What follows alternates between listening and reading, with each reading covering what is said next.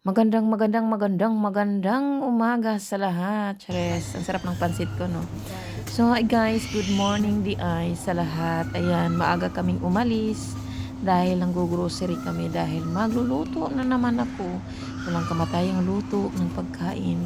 Ang taba-taba ko na. Ayan, guys. Nag-practice ako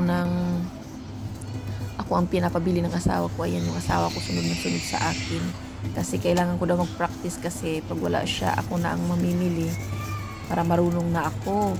Kasi iba kasi dito guys, pag mamili ka ng mga carrots, mga patatas, ayan, ikaw magtimbang. Lantaw na nimo kung unsang number, tas pinduton na nimo. Yan, pipindutin mo lang kung anong number. Yan, lalabas na yung price niya. Yan, tapos yung mga meat nila, yan, naka-ready na, naka-box na. Wala kayo makita diri guys na fresh na isda, fresh na manok na ay maghiwa-hiwa. Wala kayo makita, naka-ready na pati shrimp nila, nakabalat na. O di ba? Nakabalat na. Wala na idagang puti. Na, tingnan nyo. Yan, naka-ready na ang lahat. So, hindi mo pwedeng sabihin na tulad sa Pilipinas na sabihin mo na 1 kilong manok nga dyan, 2 kilo, ganun. Pwede 1 piraso lang ba? Pwede 2 piraso. Hindi ganun guys. Sa kanila talaga is nakapack na. So, ayun guys, magluluto na tayo ng pansit canton gisado. So, ayun guys, ito talagang pansit canton gisado ang pinaka-favorite kong lutuin kahit sa Pilipinas pa.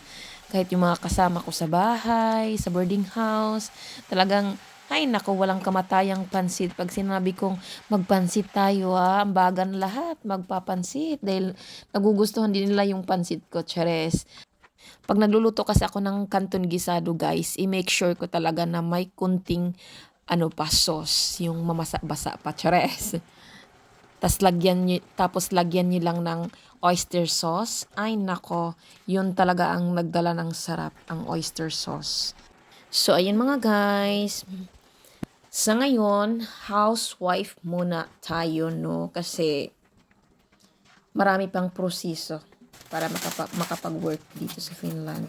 Actually guys, napansin ko sa mga Finnish people, no, sa mga taga Finland, hindi sila, pag wala silang work, dili sila pressure guys na, kailangan ko nang magka-work kasi wala na akong pera.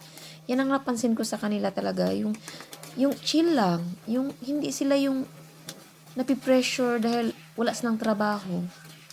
Yun ang napansin ko. Kasi, iwan ko lang sa iba, pero yun yung napansin ko sa asawa ko at sa mga kapatid niya. No, hindi sila pressure pagdating sa trabaho. Daghan siguro silang kwarta, no? Chares. So, ayan guys. Tapos ako magluto. Tingnan nyo yung pansit ko. Mamasa-basa. Ang sarap-sarap niyan. Kaya kakain na kami. Bye mga guys. Thank you for watching. See you next vlog.